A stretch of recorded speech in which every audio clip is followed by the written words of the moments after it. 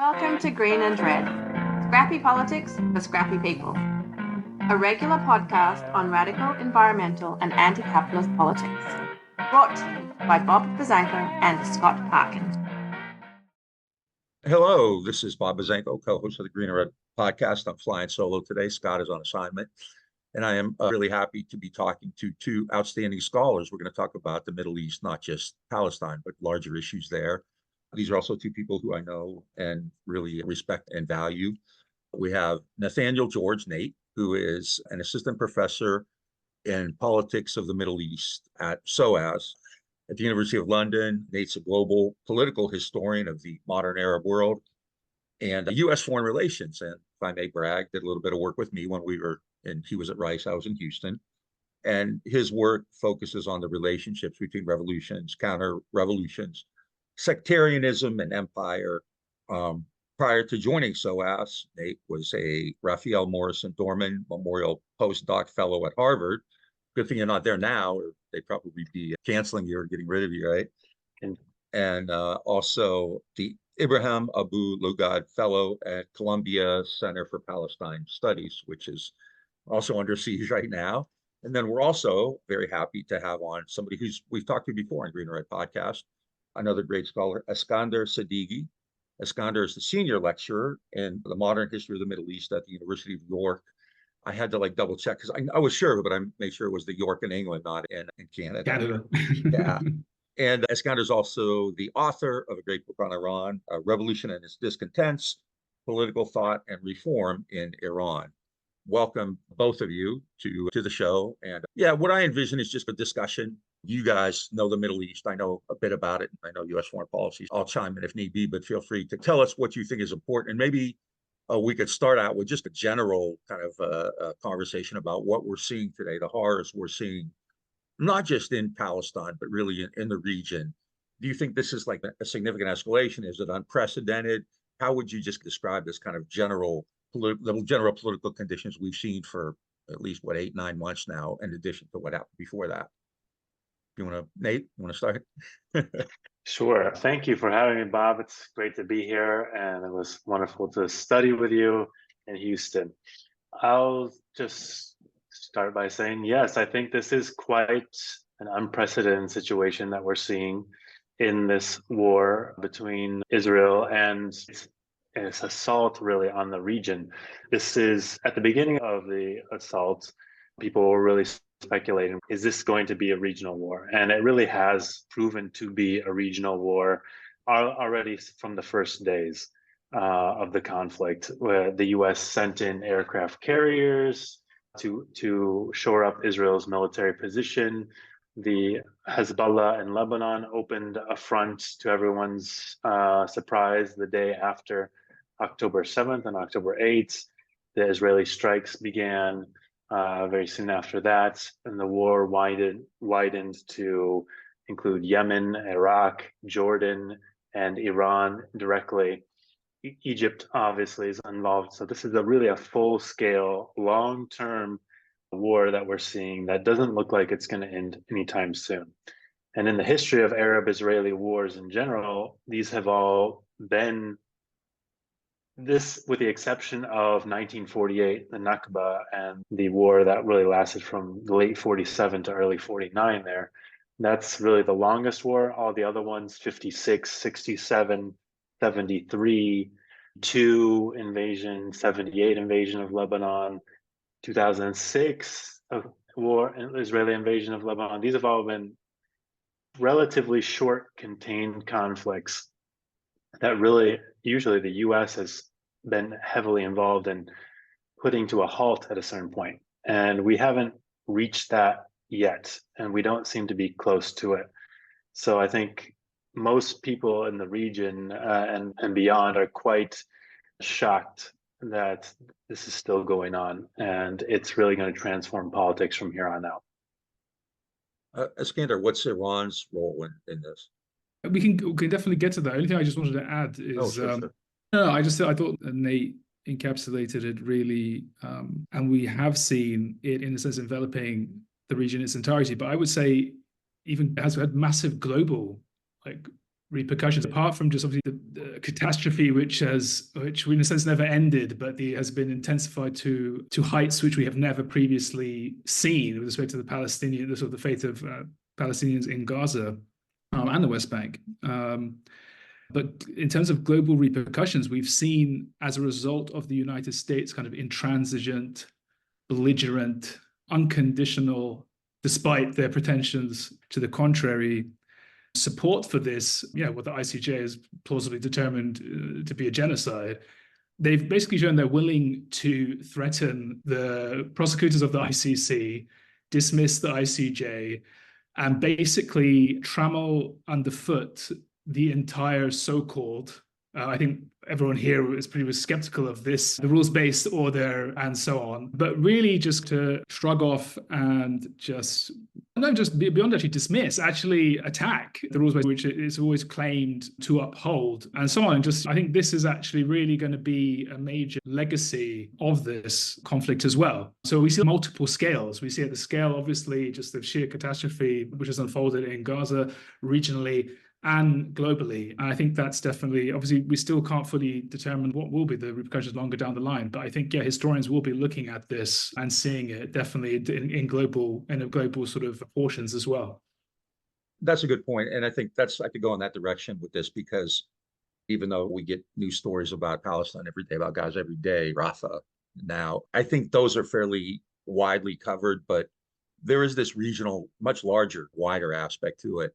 And I think that's really worth reckoning with. So, Nate, you had mentioned how on October 8th, you had conflict, you had skirmishes in Lebanon. Do you want to talk a little bit about kind of Israel and Lebanon, just maybe give a little bit of background, and then talk about what's been happening since this most recent round? Yeah, absolutely. Of course, for the Western media and the Western governments, they see everything as unfolding as a result of the Hamas operation on October 7th. But really, this all goes back to 1948, the Nakba, and even before then, with the beginning of Zionist settler colonialism in the region, going back to the late 19th century. And of course, Lebanon, Palestine, Lebanon, Syria, all of these states are recent creations after the fall of the Ottoman Empire at the end of the First World War, and the rise of these mandated territories, whereas Lebanon and Syria fell under French colonialism, and Palestine and Jordan and the area south of that line basically fell under British colonialism. And Lebanon and Palestine, so the Lebanese-Palestinian border, since this catastrophic breakup of the Ottoman Empire, has been a global fault line between anti-colonialism and colonialism itself, and two different empires, right? The French and the British. They've both militarized that border in southern Lebanon and northern Palestine since that period, and Syria is also in that. With now Lebanese Israeli relations, of course, is a very one-sided, very long-running conflict, and it goes back to 1948 when Israel was established and ethnically cleansed 2/3 of the Palestinian population, forcing many of them into Lebanon in that period of 1948, forcing a huge influx of destitute refugee peasants into the country, and also first occupying the border strip of South Lebanon for up to a year, actually. Many Lebanese don't discuss this history, or it's not even widely known, because of the sort of peripheral nature of that extreme south. Was one of the poorest, least politically influential regions of the country, going back to the foundation of the colonial mandate in 1920, and then even afterwards in independent Lebanon in 1946, basically. So those southern villages and those southern people who have obviously kinship ties that go from their village to the village next door, which ended up being cut off from each other by both British and French colonialism and Zionist settler colonialism.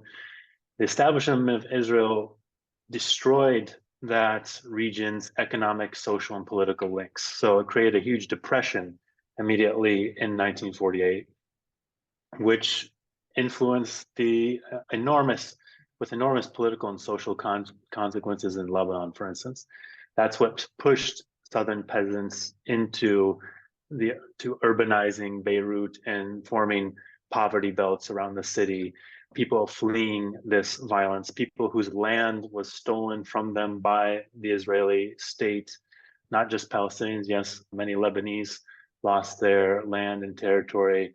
There were massacres carried out by the Israeli army in 1948, 1949. And this created a huge set of course, animosity between the Arab indigenous inhabitants and the Zionist settlers. And that slowly escalated. The Lebanese state has been important in the political system because Lebanon has traditionally been a very pro-Western Arab state. It was very close to the United States from the beginning of the post-World War II era. In fact, one of its closest allies in the region, which created a legitimacy crisis really for the Lebanese state and society in general, is that the people of Lebanon, especially the South, were exposed to this vicious colonial violence, this vicious dispossession, and constant Israeli raids, which then increased as resistance groups continued and built and mobilized and operated within southern Lebanon. And we can get into that in more detail. But this created a dynamic in Lebanon where Israel, backed by the US, was intervening in these grossly disproportionate raids, which actually ended up turning more of the population against both the Lebanese state, who had implicitly and somewhat explicitly actually welcomed such operations in Lebanon in order to prevent political change. And this created a big rift, and this is a lot of what leads to the Lebanese Civil War, which began in 1975 and stretched into 90. A lot of this war is really a war of political competition between anti-colonial and philo-colonial or pro-colonial forces in Lebanon. We're really seeing the legacy of that today. So this Lebanese resistance movement, which is now embodied by Hezbollah, which is an armed Islamic political movement very closely tied to Iran and funded and supported by Iran. But the idea of anti-Zionism and anti-colonial resistance in Lebanon goes back to and was started by secular Arab nationalists, Marxists, and communists. And as I'm sure we'll get into later, this was only over time turned into an Islamic political movement. And it's important to note as well in this case is that the support for Hezbollah and its military resistance in Lebanon is widespread it's very contested, yes, but it goes beyond the Shiite community, as is often talked about in US and Western media. And it's really a broad political orientation that is shared by many Lebanese. And in fact, is a policy endorsed by the government to have this armed resistance militia basically operating in southern Lebanon with some degree of independence. This is actually official government policy. It's very contested, of course, but all this is to say, Israel has had a long history of intervening in Lebanon politically, socially, and militarily. It occupied much of the South for as early as 1970, was taking up positions in Lebanon. My research has found out really main occupation dates from 1978 to 2000, when they were finally pushed out by the Lebanese resistance. And this is what created the long-standing animosity between Israel and the United States and Lebanon, really in general, is this resentment against this highly organized anti-colonial military resistance force. In whatever guise it has come up, whether it was Arab nationalists, whether it was secular, whether it was Marxist, whether it was Palestinian, whether it was Lebanese, whether it was Islamist, whether it's tied to Iran. The main dividing line there is, are you going to do what the US and Israel says or not? Eskander, Iran's relationship with the US right now probably receives more venom and anger in the US media and among the political class than any other. It's near the top, if not. And Israel is interconnected in that as well. So do you want to just tell us a little bit about kind of Israel's role in Iran, especially more recently with things like targeted assassinations and attacks. Yeah, okay. Following, obviously, the Shah's regime was an ally with the Israeli state. Obviously, didn't have formal diplomatic sort of recognition of the Israeli state, and obviously with the revolution, we see a remarkable shift there. We can maybe discuss that if you want and go into a bit more depth there.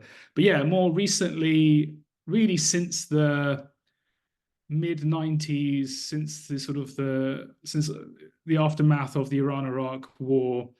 And in particular, following the first Gulf War, where Saddam Hussein's Iraq was ejected from Kuwait, the Israeli state saw Iran as basically its chief sort of adversary in the region, where previously it had been really, before that it was Nasser, and obviously in the sort of interim it was very much Iraq. Given that it was viewed very much in that light, yeah, there was very much a regional competition. I mean, on the one hand, Iran has very strong, deep, the Islamic Republic, organic ties with Hezbollah, and as well as since the late 80s, strong relationships with sort of Islamist factions in occupied Palestine that espouse armed struggle. So particularly Islamic Jihad and Hamas. Obviously, the nature of the relationship that Iran has with Hamas and Islamic Jihad is different from that it has with Hezbollah, just as the relationship that it has, a later relationship it has with respect to the Houthis, and as well as those kind of various factions in Iraq. I think each one probably needs to be taken on its own, and basically you have to understand the history of that particular relationship. Iran and Israel definitely have not good relations. The Islamic Revolution, obviously the Islamic Republic as it emerged, very much had a very strong pro-Palestinian and anti-Israeli ideology and outlook, and was very much committed to the name of the Muslim world, supporting the retaking of Jerusalem and Palestine and so on. And yeah, it's been a relationship which is now for quite a while, for a number of decades now, has been replete with kind of animosity. And the Israelis in particularly in the sort of the 90s and 2000s, particularly in the 2000s, were especially worried about Iran's nuclear energy program, because obviously they were wary of the fact that if Iran did pursue ultimately a weapon, then it would actually provide, a genuine deterrence and a kind of a balancing in the region, because obviously the Israelis are the ones who the Middle East and brought in, and basically are the only power which actually have nuclear weapons. Throughout the 2000s, the Israelis have been engaged in this sort of shadow wars, as it's often referred to, of industrial sabotage, of assassinating nuclear scientists, of assassinating, particularly in more recent years, assassinating high-ranking members of the Revolutionary Guard, particularly in Syria. The Israelis have now conducted in excess of 100 sorties into Syria, bombing various targets and claiming that these, more than not, that these are Revolutionary Guards targets. So this has kind of been a long-standing sort of, but nevertheless, both sides have managed it in a sense, and they've managed to keep it from blowing up into kind of a full-blown confrontation. That being said, successive Netanyahu governments, but he's hardly alone there, have really tried to push the United States to engage in a full-blown war and actually bomb targets within Iran, particularly nuclear sites and so on. So that's very much has been ongoing. And I think we saw this again very much in this most recent kind of episode as well. This obviously then took a turn when basically the Israeli government decided to bomb the Iranian consulate in Damascus, and there they killed basically, I think, the highest ranking sort of Revolutionary Guard figure, who's responsible very much for coordinating Iranian policy in the Levant, so Syria, Palestine, and Lebanon in particular, and maybe Iraq. I'm not sure whether he's. I think normally there's someone who's responsible for that independently, because it's a quite big kind of far, as it were. So he along with several other Revolutionary Guardsmen, are assassinated. And I think it wasn't necessarily the assassination of the high-ranking member of the Revolutionary Guard was the red line, because prior to that, they had assassinated another high-ranking figure called Sadeghi Mousavi prior to that. But yeah, it was the fact that the Israelis had bombed, obviously, the Iranian consulate. This was seen as an attack on Iranian sovereignty, and it was basically seen as a red line by the state as a whole. And there was clearly a consensus that was struck to respond to that. And just to take a step back for a moment, Iran and I guess the quote axis of resistance has been criticized a lot for not being more, in a sense, confrontational in light of sort of the events in Gaza. I do see Iran as having been cautious, but at the same time in coordination with forces such as Hezbollah, Iraqi paramilitary factions, and the Houthis, which Iran exercises zero control over. There has been definitely a concerted effort to apply pressure and, in a sense, to increase the cost of Israel expanding the conflict into places like Lebanon and elsewhere.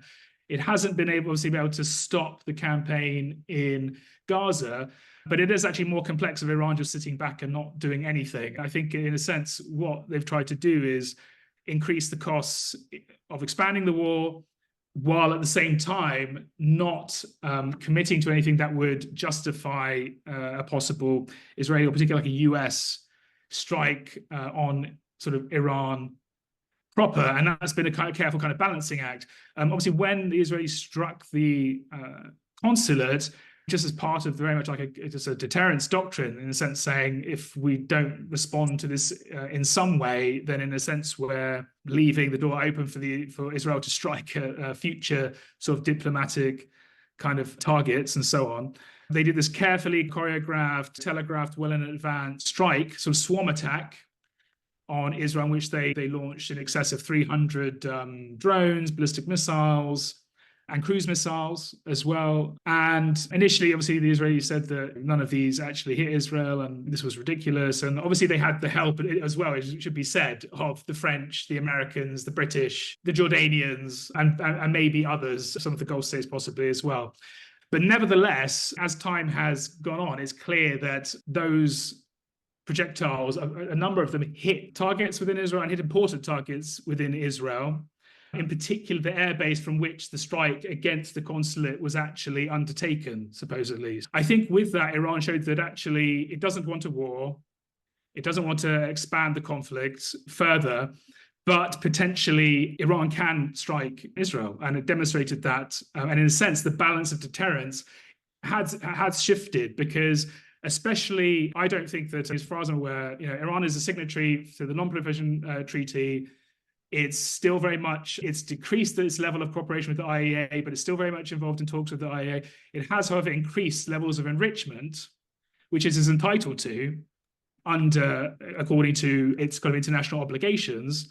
And yeah, it obviously wasn't the Islamic Republic which trashed the JCPOA. It was the Trump administration which did that. And the Biden administration has basically just continued that policy. But when you combine sort of Iran's ability to strike at Israel with the fact that Iran is able to enrich to high levels and potentially present itself as what is called a nuclear threshold state, that if striked, and Iran basically did threaten this, it said if the Israelis and the United States do undertake a very significant large-scale attack on Iran and its nuclear sites, that will basically give it justification to possibly pursue weaponization. And I think, according to a lot of reports, Iran already has enough to produce, if it did choose to leave its international obligations and so on and so forth, which itself would spark an international crisis. It could produce a number of nuclear weapons in a relatively short time, in less than a month. So I think Iran actually has been playing, the Islamic Republic has been playing a very kind of fine game in terms of this balance of deterrence in order to try to actually, and it's actually the Israeli state which has been absolutely the most belligerent and aggressive and trying to expand the war. But yeah, Islamic Republic, the Iranian state has been careful. It has been pragmatic in one sense, keeping its credibility and also the balance of deterrence, and also supporting various kind of resistance factions and groups which are committed to fighting Israel, irrespective of what Iran does, because it speaks to their own material conditions on the ground. If the Israeli army previously, as it had gone into Lebanon, as it has continues to obviously colonize Palestine and so on, the resistance comes from these material lived realities. And Iran, in a sense, its policy has been largely to pass along training, weapons, and support, so that in a sense these movements, a lot of them, can become self-sustaining and can reproduce themselves. And that's been its main kind of function, I would say. But yeah, we can take it from wherever you want. I think that sort of gives a broad kind of outline of the state of play there. You use the term axis of resistance, which generally infers Iran and Hezbollah and other groups you want to talk a little bit about the more broad-based kind of Palestinian support network throughout the region, and how some states, we've seen images of certain governments in the Middle East attacking pro-Palestinian protesters. So what's the axis of resistance? How widespread is it? And what's the relationship between this kind of the Arab Street, right, and many of these governments? And either one, Nate, you want to start with that? Or? Sure. So the axis of resistance, just to start with that, is the states and movements that are explicitly part of this coalition of forces, as Eskander said, that grows out of the histories, the social realities of each country. Palestine, obviously, being most directly involved, and now, if you look at the Palestinian factions that are actually directly pledge their support for this alliance, you have, of course, the biggest being Hamas, and then the second being the Palestinian Islamic Jihad, who is the most Iranian-oriented, has the closest relationship with the Islamic Republic and its ideology, whereas Hamas comes out of a different history of the Palestinian Muslim Brotherhood that increasingly turned to armed struggle by which had been, the Muslim Brotherhood had been politically quietist throughout its early years in Palestine from the 1920s to the late 1980s, basically. But then Hamas comes in the late 1980s as a break with that and a means to oppose the traditional leadership of the PLO through explicit endorsement of armed struggle tactics, and the refusal to engage in concessions and negotiations before and by calling off its armed struggle, which is the path that Fatah and the PA took. Hamas has learned that you don't give up the gun before going to the negotiating table. And we're seeing that now in terms of the length of the war and the negotiating process for various ceasefires in Gaza right now. That's informing their decision.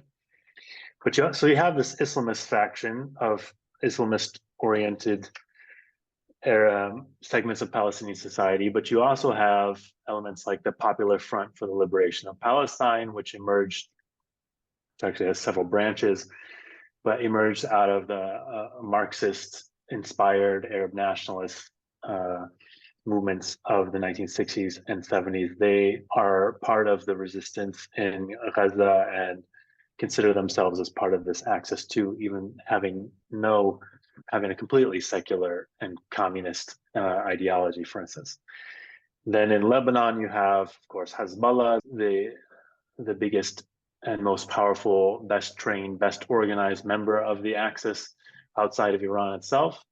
You have Syria as a state that's really a member of this alignment, which has been really, it went from hosting Hamas and Islamic Jihad, and the PFLP used to be based there too. For instance, many Palestinian dissidents groups over the time have been based out of Damascus as their headquarters, but the international civil war in Syria threw that apart, and Syria has been incredibly weakened in its ability to participate in this alliance, and is increasingly exposed to Israeli attacks like it has never been before because of the extreme weakening of that regime there. And there's even a continued U.S. occupation of parts of Syria, including the oil fields, for instance, and several American soldiers were killed, if you recall, in what was a drone strike carried out by Iraqi members of the resistance axis. And there's a panoply, basically, of different, almost, I think, clearly most of them are there, quite Islamist parties of different factions that are organized as part of this coalition known as Al-Hashd al-Sha'bi, which means Popular Mobilization Forces. So there's basically, maybe half a dozen or more Iraqi militias that are part of the resistance axis. And then you have Yemen being the next biggest and most important area of the resistance axis, the Houthi movement, which is basically the de facto state of the majority of the country, has clearly emerged as the victor, really, of a long civil war process, a long process of war that was fundamentally waged by the Saudi and UAE alliance there, backed by the United States and the United Kingdom very heavily, and that came basically to nothing. And one major thing that you notice in all of these countries that have and movements that are part of the axis of resistance is that these are movements that have been forged in the hot fires of extreme international civil wars in Lebanon, Syria, Iraq, and Yemen. Over time, this is not just these movements, and these personalities do not emerge out of a normal, stable situation. They emerge out of serious crises, and they provide political answers to questions, burning questions of imperialism and colonial dependency, and are forged in opposition to movements that are aligned with the imperial powers and their local allies. And in general, they have slowly emerged as coming on top of all of these internal struggles in those states. Now, more widely, you have the rest of the Arab region are very close, tight allies of the United States. Egypt being the biggest recipient of US military assistance after Israel, and the biggest recipient in the entire world, which comes out of the long history of Egyptian anti-colonialism, being Nasser's regime from the 50s to the 1970s was the center of the Arab national movement, anti-colonialism in the region. And that is why the US and Israel is focused. It's also the biggest, most populous Arab country. It has the biggest Arab army and the biggest military potential. And that is why the United States and Israel have invested so heavily into propping up that military regime by controlling, putting the lid on Egyptian popular movements. And the Sisi regime right now has been incredibly repressive now against that, and has been arresting any manifestations that have occurred beyond some limited areas and limited rhetoric. So there's a huge potential in Egypt, particularly, which shares a border, of course, with Gaza and Israel. That's where a lot of attention is being paid on containing the possible Arab military deterrence and containing anti-colonial type movements. Now, there's no real resistance axis faction in Egypt. It's completely not allowed to develop that far, but there had been previous attempts. There's been operatives in the early 2000s of Hezbollah operatives were arrested in Egypt for trying to create cells and increase smuggling into Gaza. And these people were arrested. Hezbollah has not denied that. In fact, they've claimed, openly acknowledged that yes, there were, at this time, we were trying to do those things, and that completely clamped down.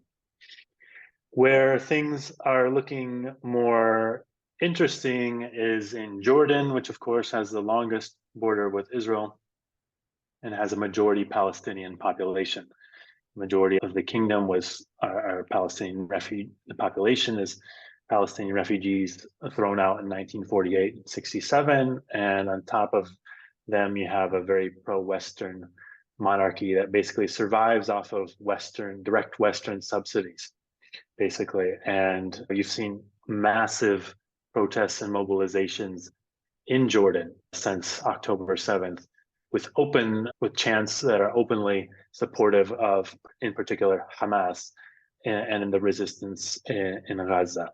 So that's, it's a very stable regime, of course, in Jordan as a whole. The Egyptian regime is very stable, but as long as this lasts, the longer this crisis situation and war and the genocide lasts, the more unpredictable the results are going to be.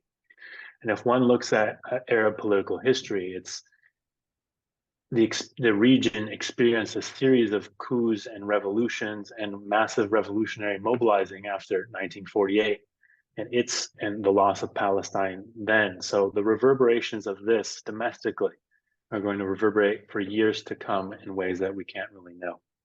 And that includes as well within the Gulf monarchies, which have normalized with Israel under the U.S.-sponsored Abraham Accords. In each of these regimes, which they don't have freedom of political expression or assembly or anything like that, but large movements are mobilizing. Relatively large movements are beginning to take baby steps. There's been demonstrations in Bahrain very recently after the bombings, I think, in Rafah this week, against the normalization between the Bahraini monarchy and Israel, for instance. So while these movements are not directly tied to the axis of resistance, there's a general consensus amongst the Arab populace that the governments are either, at the very least, not doing enough, and more likely directly complicit in allowing this genocide to continue uninhibited. And they have not, for instance, canceled those normalization agreements yet, and they're still on the table talks of extending them. So this is going to cause a legitimacy crisis for years to come. Iran is generally described as the puppet master of groups like Hezbollah and Hamas, even, and others. What does Iran get out of supporting? How deeply involved is it, and what's it get out of supporting these groups against Israel? I think its support for the Palestinian cause is very much, I don't like to say like in its DNA, but it's like a very constitutive element of the Islamic Republic's identity. As I said, the Shah's regime had extensive sort of economic ties. It did have, not out in the open, but it did have diplomatic relationships with Israel. Well, there's like, I think apart from one prime minister, pretty much all the Israeli prime ministers did visit Tehran to meet with the Shah. There were cultural exchanges. Iran helped build a major oil pipeline in order to export oil into Europe. And the Mossad actually had a very significant role. If you read, for instance, Mark Gasiorowski's book on the Shah's regime, he spoke with numerous sort of SOVAK officers who basically said the CIA had a very significant role in helping set up the SOVAK, the security apparatus, basically, obviously, to clamp down, arrest, and torture and kill communists. The Mossad was actually subsequently far more operationally important in many ways. And many Iranians didn't know the full details, but they had a sense that this was very much the case. And also they were deeply sympathetic with kind of the plight of the Palestinians. And you had this long tradition of Marxist-Leninists, radical sort of Muslim socialists, as well as various Islamists going to Palestinian refugee camps and also training with Fatah and the PLO in order to learn about how to conduct an armed struggle. And they very much saw the liberation of Palestine as intimately tied up with getting rid of the Shah and it's sort of Iran's own liberation, kind of national liberation struggle in a sense. So there are these kind of deep connections, obviously, with the revolution itself. Yasser Arafat is like the first foreign dignitary to visit Iran, famously. The key to the Israelis' own sort of diplomatic mission is handed over to the PLO and so on. And I think it's important just to foreground and say that obviously the Palestinian cause was something which was held up by a broad spectrum of Iranian kind of revolutionaries. I think Nate was also pointing to this in the case of the Arab world. So everyone from Marxists to actually nationalists of various stripes to the Islamists. I guess what happens gradually as the revolution and the revolutionary sequence consolidates itself, it basically sets us up very much as the sole defender of this cause to the exclusion of all the other different revolutionary forces who were initially part of this broad coalition which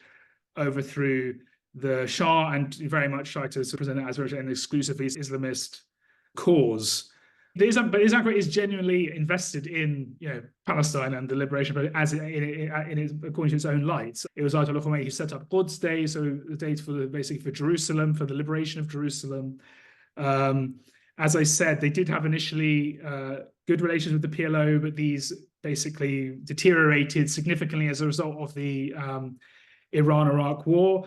And then subsequently, Iran very much then committed to forces that were more ideologically like-minded, such as Palestinian Islamic Jihad and Hamas. It's quite interesting. The founder of Islamic Jihad, Fatih Shaqaqi, actually wrote a book in 1979. I think he wrote one of the earliest books on the Iranian Revolution and actually on Ayatollah Khomeini. And basically, looking to the Iranian Revolution as a potential sort of model as well. So there are like deep kind of ideological, political kind of connections here. And actually, it's right from 79, actually, you do get Iranians basically being dispatched, many on there going on their own accord, particularly those who are aligned with the more radical faction around Mohammad Montazeri, going to Syria, actually, and saying that they very much want to join the PLO and basically open up a new front. And actually, there is this period of negotiation between more pragmatic forces in Tehran, along with the Syrian state under Hafez al-Assad, to try and actually to control these really quite radical sort of forces around Mohammad Montazeri.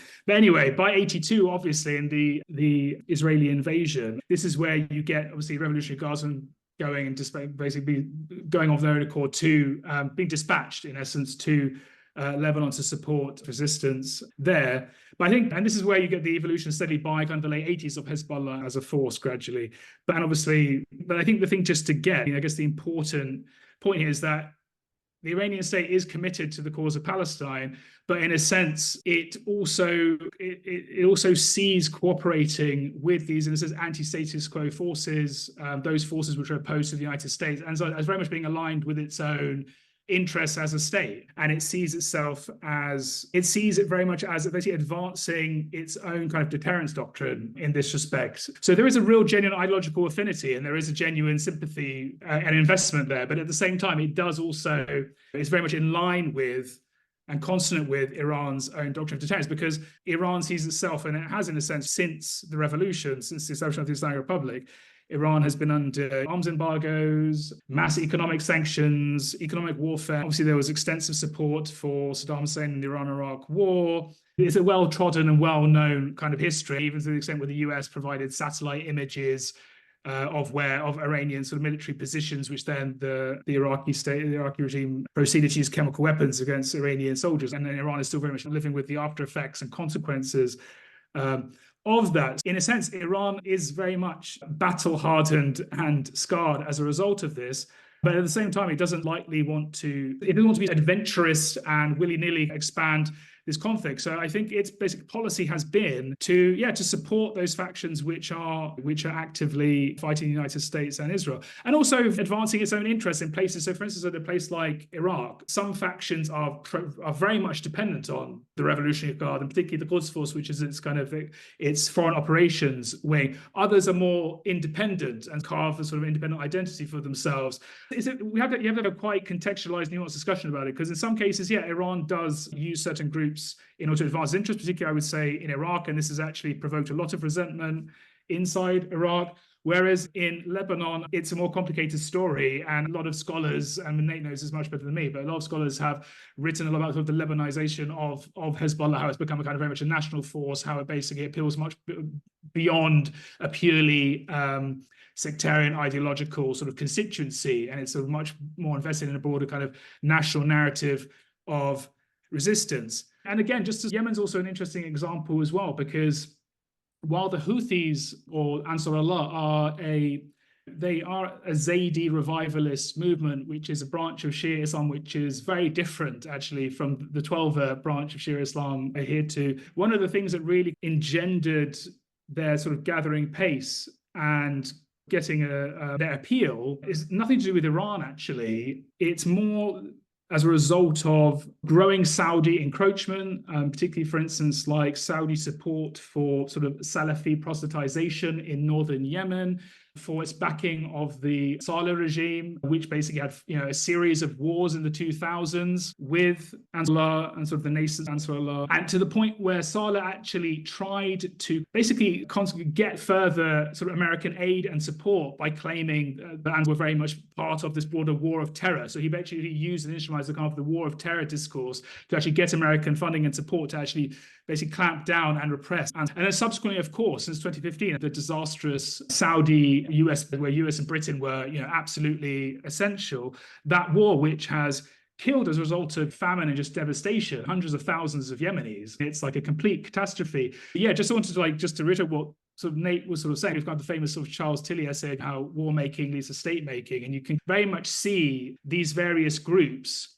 emerging through exactly these civil wars and conflicts And apart from obviously fighting the Israelis or the Saudis or the Americans, that is obviously a very crucial part of it. And this is obviously a big part of their appeal. It's also just the ability to deliver basic security in a highly unstable times where, you have basically armed men just setting up checkpoints at will and arbitrarily, as well as deliver basic services around food and sanitation and health and these sorts of things, where they basically come to act as proto-states where basically there is this huge vacuum, right?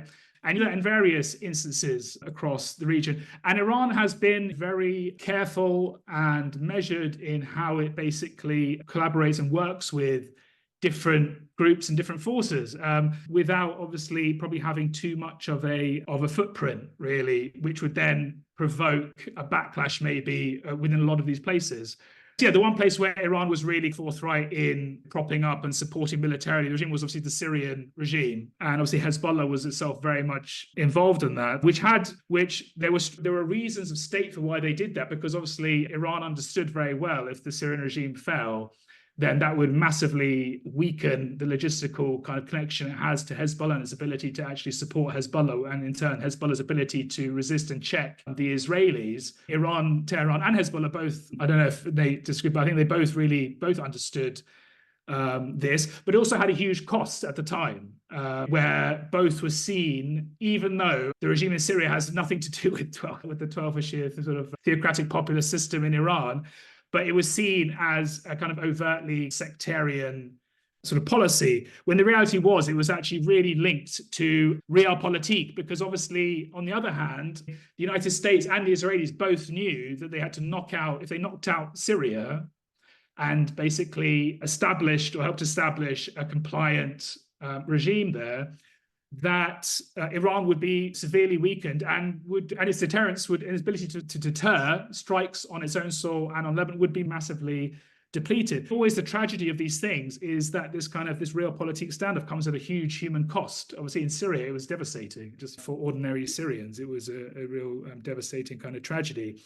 But yeah, Iran, as I said, needs to understand, particularly at the beginning of the revolution, we saw real revolutionary fervor. Then we see, as usually happens, the institutionalization of the state, where there is still commitment to these causes, but at the same time, this is always balanced with security of the state. And Iran sees itself as encircled, huge military and naval bases in places like in Qatar, in UAE, and previously in Iraq, Afghanistan. Iran was completely surrounded militarily. And I'm sure, Bob, you remember, it wasn't too long ago where just in the run-up to the Iraq war in 2003, that a lot of the sort of neoconservatives and the hawkish entrants were saying real men go to Tehran, and there was this delusion of there's going to be this great almost domino effect where we institute like a pro-American capitalist democracy in Iraq, and then everywhere else is just going to follow. And if we have to use military might to do it, that's what it's for, kind of thing.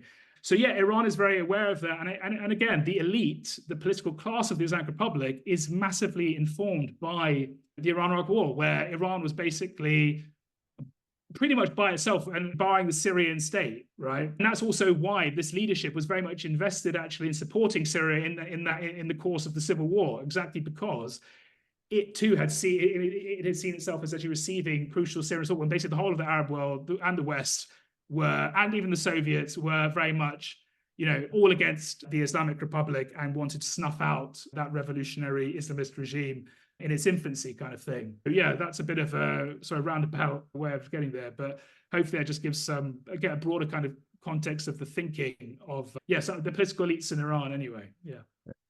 No, this has been great. I like the kind of depth of the answers. It's taking a seminar here with you guys. I have a couple broader questions to end it with. But before that, I want to ask you one more specific question about Iran. Was it a couple of weeks ago that the president, Ebrahim Raisi, and I forget 7 or 8 other officials were killed in a helicopter accident, which has received a good deal of attention in the news here in the West and the U.S. And there are a lot of conspiracy theories about it, why it happened. Or I don't know if you wanted to speak to those or not, but just what do you think the impact of this is? I know in the Western press, Raisi was always portrayed as a really hardcore hardliner who cracked down on reform, and I guess he initiated the repression against the women. So you want to just talk about him and what do you think happened and where Iran is headed after this? Yeah, obviously it was Ebrahim Raisi was in his first term, and and he obviously plummeted to his death in this horrific accident, along with the foreign minister Hossein Abdullahian and the governor of East Azerbaijan province in Iran and the Friday prayer leader of Tabriz, so a major city in Azerbaijan. And they had gone to the Republic of Azerbaijan in order to inaugurate kind of, I think, a new dam project where he met the president of Azerbaijan there. And also on the way back, they crashed. And then there was this sort of search and rescue effort. And as it turned out, nobody survived. I haven't seen any evidence to support that this was anything but an accident. And similarly, the Iranian government from the very beginning, the Iranian state as a whole, from the very beginning, has pretty much held the line that this was an accident. And very quickly, I mean, even before Raisi was found, Ayatollah Khamenei, kind of the supreme leader of Iran, said that no matter what happens, business will carry on as usual. Which I think there's good grounds to think that will be the case for various reasons. He himself has a very, to say checkered past is probably would be a bit euphemistic. He was a very young man when the revolution happened, and then in the late 80s, when he was the deputy prosecutor of Tehran, he was involved in basically mass executions of political prisoners. The overwhelming majority of them were from an organization called the People's Mujahideen that was basically, following the revolution, had been repressed and then fled to Paris and Iraq and set up actually a base in Iraq and had allied themselves with Saddam Hussein, actually fought against Iranian troops during that war. However, one thing that people usually forget to mention is that the prisoners who were executed were had basically been in prison during this time and were reaching the end of their terms. So it was a crime against humanity, really. It was a horrendous thing. And many actually secular leftists were also killed, but overwhelming majority was the Mujahideen, People's Mujahideen, that was executed. So he's got this like really quite horrendous past. He came up through the judiciary, which is really one of the most repressive, reactionary, I think, institutions in the Iranian state. It's responsible for clamping down on journalists, critical clergymen, dissidents of all stripes. It's not a good institution. And to be honest, I mean, the thing that I think a lot of people really admit this, but not many people. Raisi wasn't really on anyone's radar until a number of years ago. To be honest, it was only when he became maybe the chief prosecutor, and then he basically had this sort of meteoric rise where he became the chief prosecutor. I think then he ran for the president against Rouhani. In the second term, he lost. Then he was made the head of the Astana Quds Razavi, which is basically the biggest sort of religious shrine of the 8th Imam in Mashhad, which is a huge mega conglomerate. So he was made the head of that. Then he became the chief justice, so like the head of Iran's whole judiciary. So he was seen as having this quite rapid rise from relative obscurity in the judiciary all of a sudden to being the head of the judiciary, one of the state's most important and trusted institutions. And he wasn't seen as having much initiative. He was basically one of these guys who had been in the state for 40 years, 45 years, would do what he was told, following orders and so on. People have tried to make the case that he did pursue along with, but I think this is probably more down to Abdullahian more than anything else, pursuing a kind of a more regional policy. Obviously, what happened to him, he has détente with Saudi Arabia, which is very important, which I don't think would have happened without Ayatollah Khamenei saying that's fine. That just wouldn't be happening, in my view. Then obviously the Shanghai Cooperation Organization and the BRICS and all these sorts of things. But yeah, this whole kind of portrayal of Raisi as some kind of non-aligned sort of third worldist trailblazer is a bit ridiculous in my view. I think Raisi was in the presidency it could be a bunch of reasons. We don't know. Anyone who says that they know is actually being not very honest in my view. So basically, either he could have potentially have maybe been the person to succeed Ayatollah Khamenei, who's now 85 years old, potentially, or he was seen as a very safe pair of hands who could actually, in a sense, hold the line following Ayatollah Khamenei's death and wouldn't, in a sense, pursue political maneuvers in order to maybe emplace his own candidate at the helm of the state.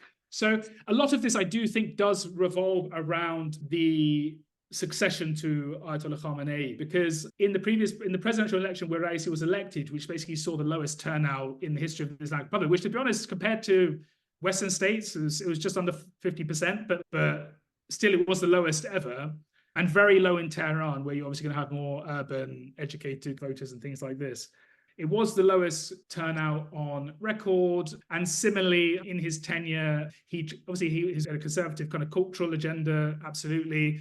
They passed a law which was really trying to tighten and increase the presence of what's called Gasht-e-Irshad, what was often referred to in the West as the morality police. And obviously this led to the death of this woman, Mahsa Amini, in custody, which then sparked very significant protests across the country, which were then quite brutally repressed. But to see that as all down to Raisi would be a mistake. I think that would have most likely have happened irrespective. In 2018, when Hassan Rouhani was the president, basically we saw like a massive repression of working class sort of protesters and protesters following kind of the removal of fuel subsidies and stuff. I think, so just to get back to the main point, is I think the state is not in a particularly good way, because what you've seen is this gradual kind of shrinking down to actually only those who are most loyal amongst the conservative ranks as being able to stand and hold office in the judiciary, of course, but also in the Majlis elections, which just happened, in the executive, and also in the Assembly of Experts, which is basically meant to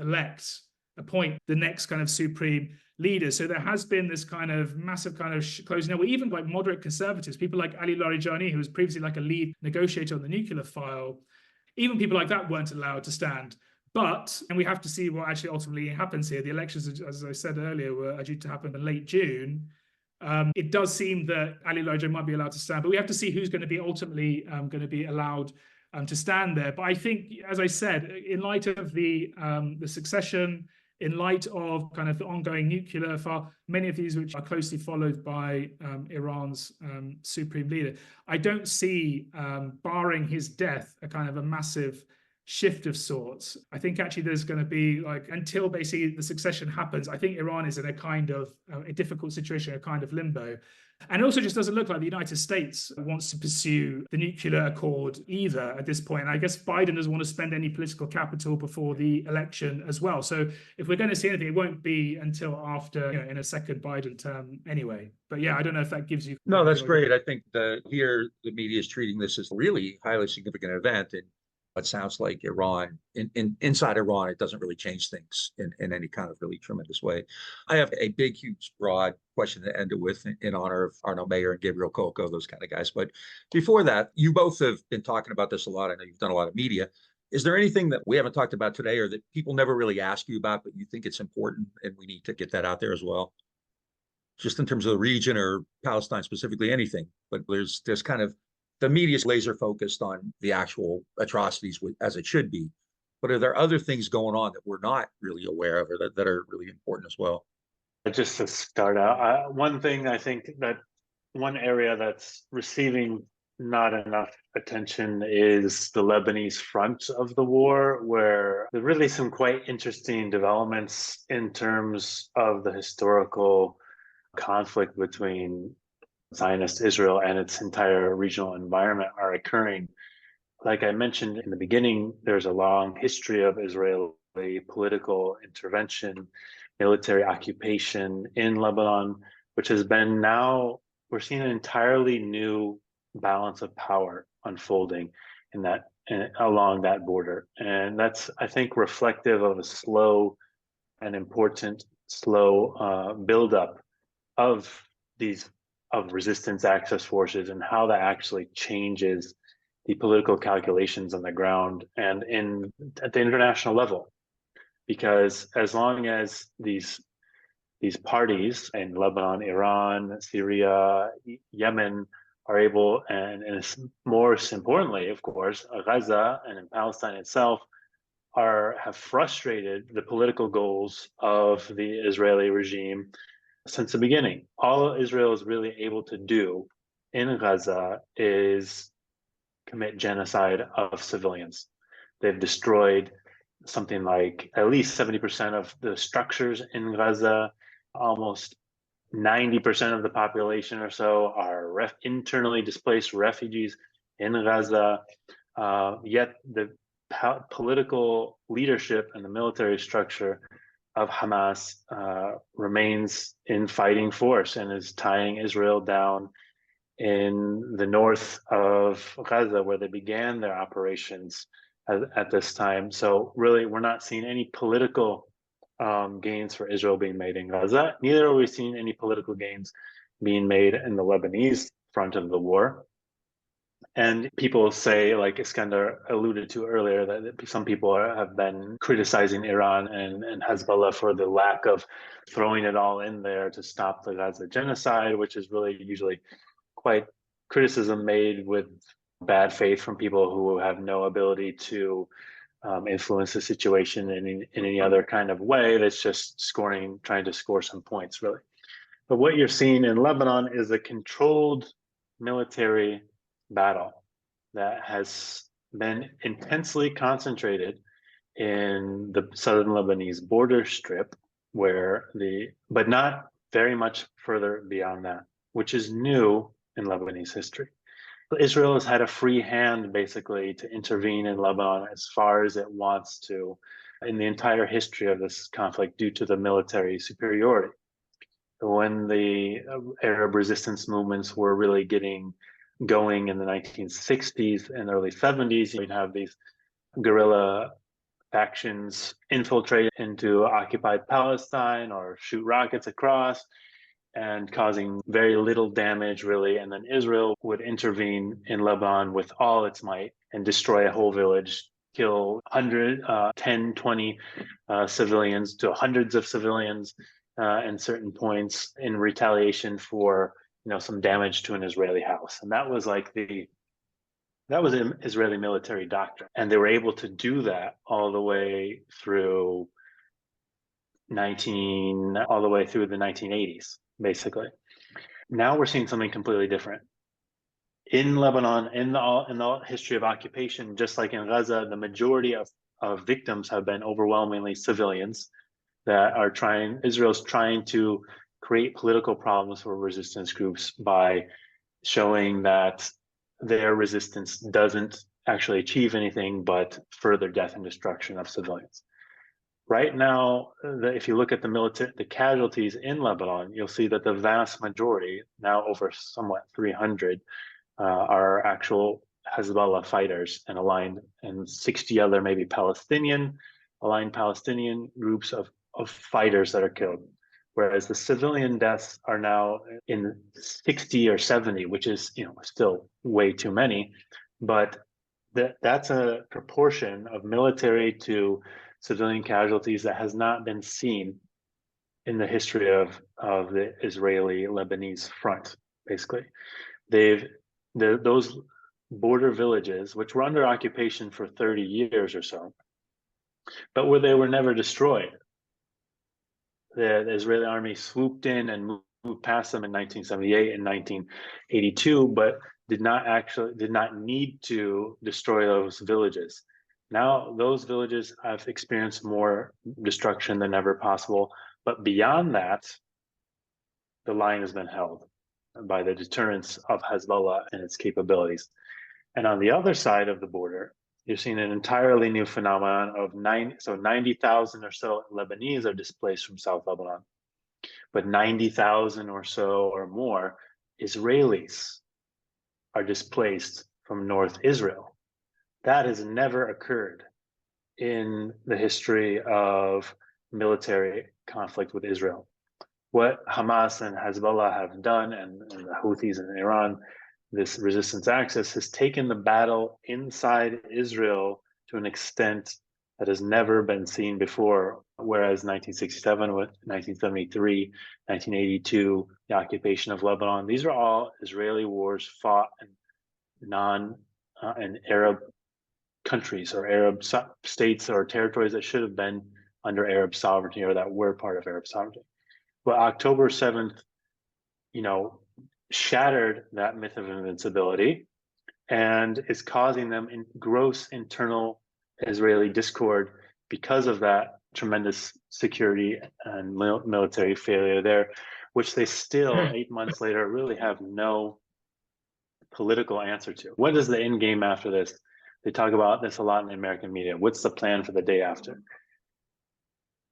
We have seen, which is that American discussion is quite ridiculous and one-sided. But if you think about it more deeply, there's no this is really a serious problem for Israel. How will it deal with its neighbors? How will it deal with its the occupied Palestinian territories? How will it deal with the Palestinian and Arab minority in Israel? There's nothing on the table but further genocide and ethnic cleansing, which is a recipe for decades of conflict without this being resolved in a political settlement with equal rights, which doesn't look like we're seeing anything close to happening, or Israeli society really turning towards that issue.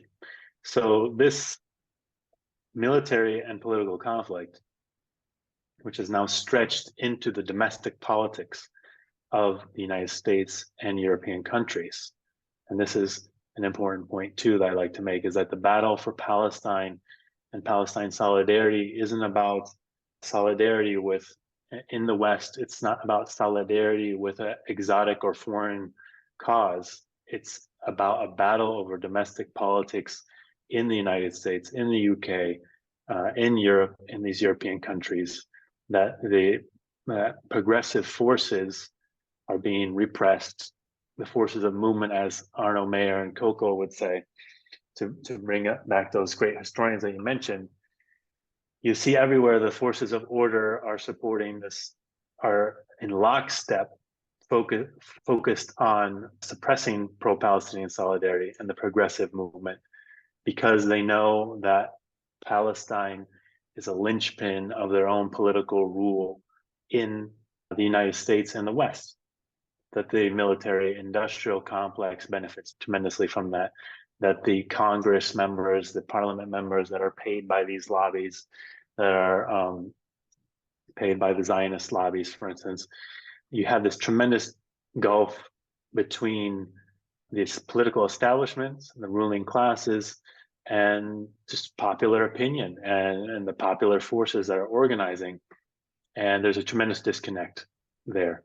And that is a reflection of this military battle going on in the region. And it's going to involve, in frankly, ways that no one will be able to predict. I want to follow up on that, but before, Eskander, is there anything about Iran that is important, that has like larger consequences, but is just being overlooked?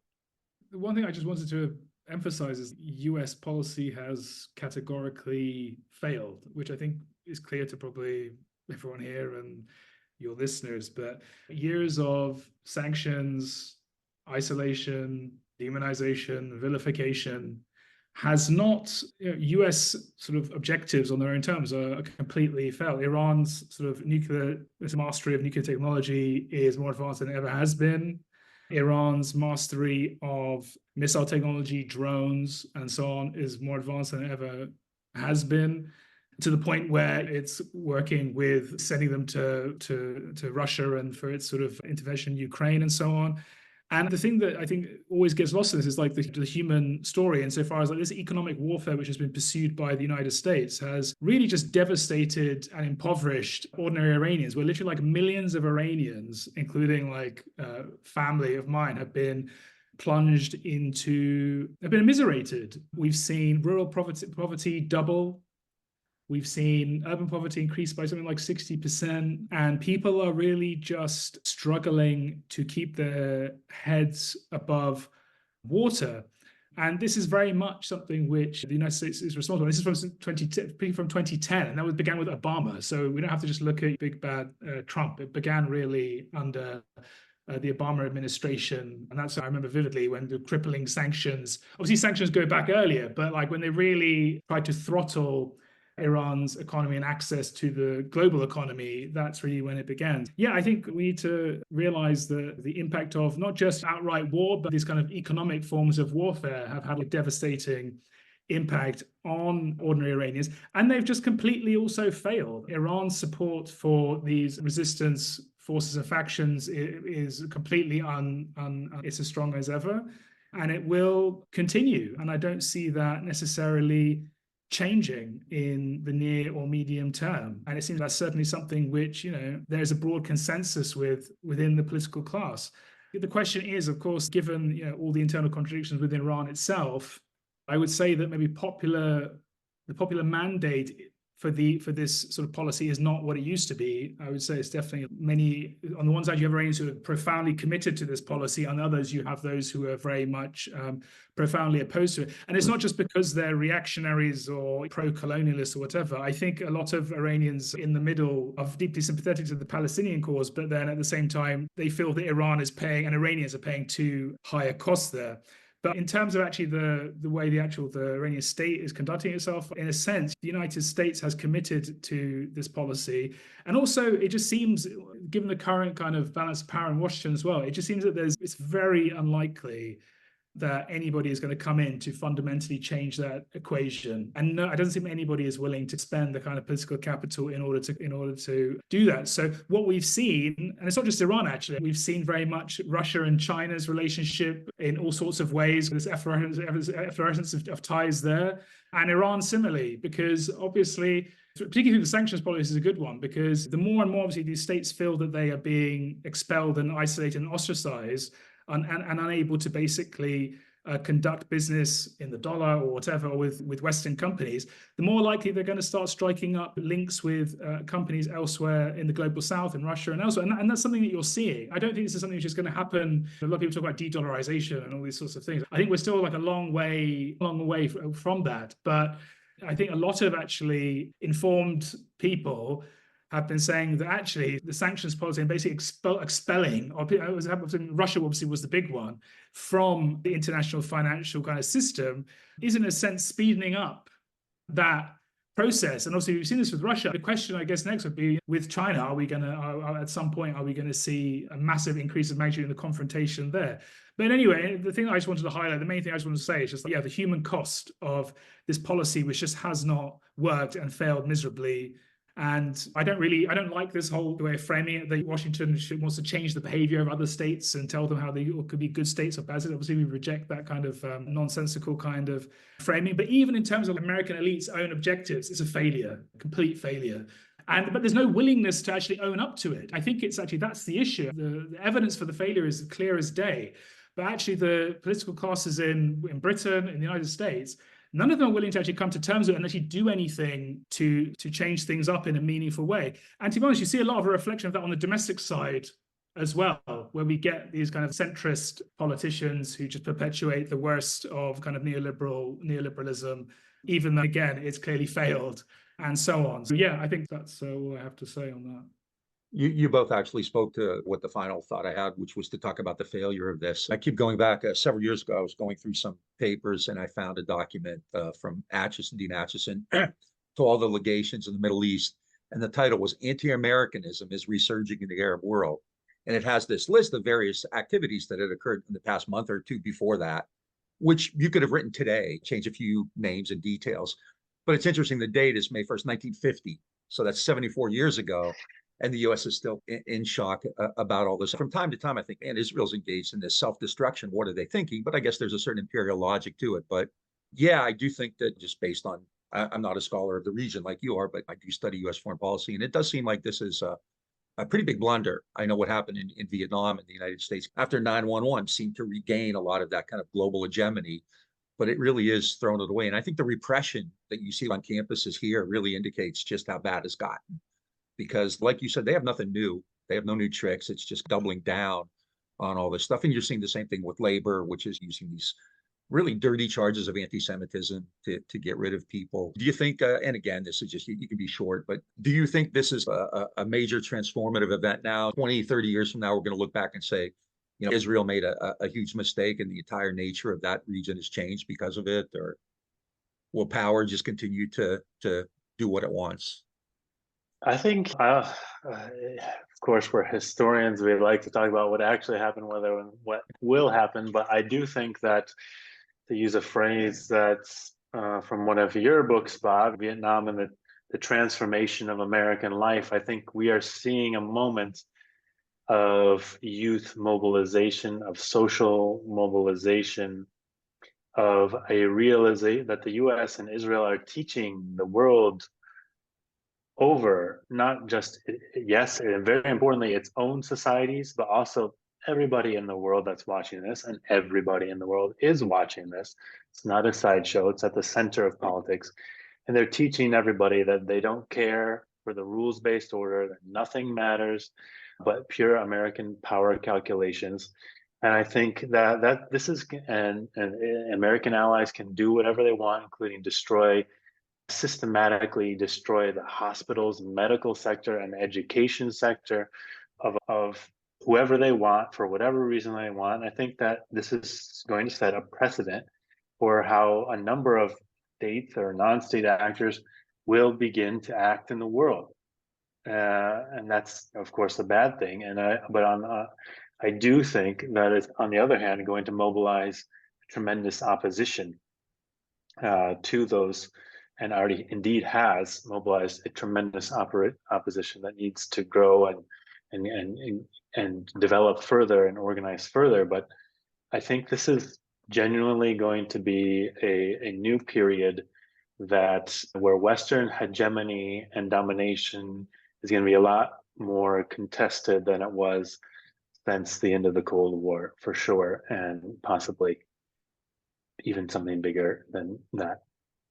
Yeah, I would just add that when you speak to students and this generation that's coming up, and those who are like really proactive in Palestinian solidarity and so on, these tend to be, of course, they're always exceptional, but they tend to be the most empathetic, caring, conscientious people you'll meet. Like, you see students in the middle of like exam season who are setting up tents and just taking care of others and so on and so forth. So hats off to them. It's really inspirational to see that. But I do see, who knows what the long-term repercussions, but it's hard to not think that this experience, not only this live streaming of a crime against humanity day in, day out, and just the sheer spectacular nature of that violence on a colonized people being live streamed before their eyes, but also, the conduct of the university managers, the politicians, all the hollow rhetoric, all those who are raised to believe in the BBC or politicians, and various other kind of officialdom, and then the subsequent, like the repression in many cases of these students. All the talk about the marketplace of ideas and the exchange of ideas, and obviously you can remember, I'm sure, all these culture warriors talking about freedom of speech on campuses, and all of these kind of really fragile snowflakes and all this kind of nonsense, which you really see just not only the resilience of many in this generation, but the doggedness, the tenacity, the real commitment to ideals, and so on. And obviously, when that meets repression, that's going to shape that generation. You can obviously compare it to things like 68 and other things like that. But I definitely I cannot see how a significant part of this generation will not be formed by not just seeing the sheer hollowness of Western politicians' rhetoric about the rules-based order and human rights and all these sorts of things, but actually seeing actual repression on campuses and bringing in like the NYPD and the sheer levels of ridiculous scenes of leading policemen bringing up the Oxford very short introduction to terrorism as an indictment of students' ideological predilections, and this kind of just the absurdity of it, as well as the horrendousness of it, and the students being barred from studies, being kicked out of university, faculty being suspended or having their contracts terminated. Just the sheer level of repression at the slightest challenge, it really pulls off the mask. And I think that kind of demystification of all the kind of managerial speak, all of the hollow speak about the liberal system and human rights and rules-based order, I think that will stick with a significant number of people. And it'll be interesting to see, we can't obviously predict, but how that will then be articulated politically subsequently in the domestic politics of the United States. Already, I think like Palestinian solidarity movements have achieved something which is just remarkable. We're like 7 months in, and they're still holding massive, huge rallies week in, week out. In the UK, they brought down the horrendous Home Secretary, Suella Braverman, who's just one of the most horrendous individuals you can imagine, because she basically sided with far right and encouraged them, incited them to form a counter-protest. We've already seen the beginnings of evidence of how this can actually unsettle domestic politics, and how in many cases, we are seeing like an authoritarian retrenchment, and the Conservative government trying to push through like authoritarian legislation to try and crack down, not just obviously on Palestine protesters, but obviously environmentalists, climate change protesters. The interesting thing to watch is whether we see, already seeing it to some extent, but it becomes a real potent force of a coming together of like a coalition of everything from green climate change activists to the Palestinian solidarity activists. And yeah, I do think, I completely agree with Nate and what you were saying, Bob. We're going to be living in interesting times, and this is not going to go unchecked, and there will be counter mobilizations to this kind of authoritarian retrenchment we're seeing domestically in the US and the UK and elsewhere. Yeah, it's really unmasked these people too. They can't continue with the kind of old propaganda about exceptionalism, everything else. Biden came to the Senate in 1972, and he never really left that decade. He's still acting like Nixon or Scoop Jackson or Humphrey or somebody like that would. Every time you guys talked, I thought of 4 questions that I was writing down, but we would be here forever. I can't tell you how much I appreciate this. It was nice to get these in-depth answers and to talk about stuff that really isn't being discussed, I think, as much as it should, the kind of regional impact. And I can't thank you enough. You guys are really great. And thank you for having me on the podcast. It's invaluable. I would encourage everybody out there to check out their work. It's really great. And they're even better people than they are scholars. So I'd be nice to you. So next time I'm in London, you'll buy me a pint. So yeah, absolutely. Definitely. Please come on down. This is the Green and Red podcast. So you can check us out at greenandredpodcast.org, and we're all on all the social media. Make sure you watch it and listen to it and share it and all that kind of stuff. And you can even donate if you have a few bucks laying around. So today we were talking with Nate George and Eskander Sadeghi about the kind of larger context of the current war in Palestine, especially with regard to Lebanon and Iran. It was really a great show, and we really appreciate it. So thanks a lot, guys. Thank you. Thanks, Bob.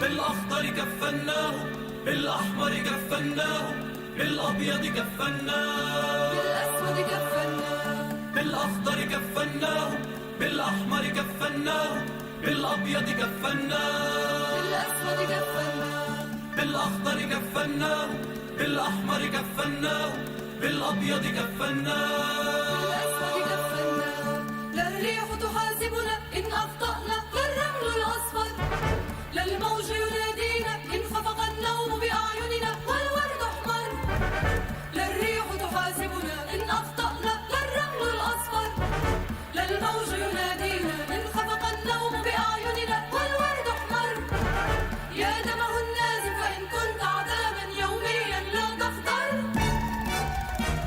يا دمه النازف فإن كنت عذابا يوميا لا تصفر يا دمه يا دمه يا دمه يا دمه يا دمه يا دمه لا الريح تحاسبنا إن أخطأنا لا الرمل الأصفر لا الموج ينادينا إن خفق النوم بأعيننا والورد أحمر لا الريح تحاسبنا إن أخطأنا لا الرمل الأصفر لا الموج ينادينا إن خفق النوم بأعيننا والورد أحمر يا دمه يا دمه يا دمه يا دمه يا دمه يا دمه بالأخضر كفناه بالأحمر كفناه بالأبيض كفناه